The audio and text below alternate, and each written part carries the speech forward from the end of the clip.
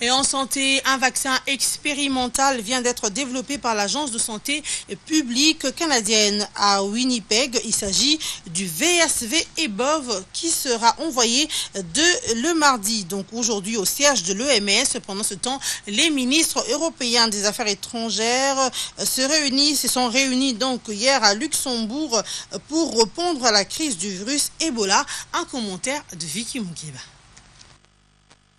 VSV-EBOV, ce vaccin conçu pour lutter contre l'épidémie d'Ebola, a été développé par l'Agence de santé publique du Canada à Winnipeg. Déjà 800 flacons de ce vaccin seront envoyés dès mardi au siège de l'Organisation mondiale de la santé à Genève.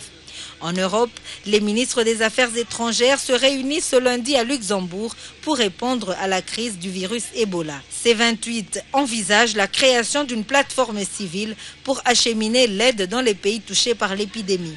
Jusqu'à présent, l'Union européenne a promis de débloquer près de 500 millions d'euros pour aider les pays touchés, notamment le Libéria, la Sierra Leone et la Guinée, dont 180 millions apportés par la Commission européenne. Autre priorité pour le 28, c'est d'éviter la propagation du virus en Europe. La Grande-Bretagne, la France et la Belgique ont décidé d'imposer des contrôles de température dans leurs aéroports pour tous les passagers en provenance de Conakry, Freetown et Monrovia.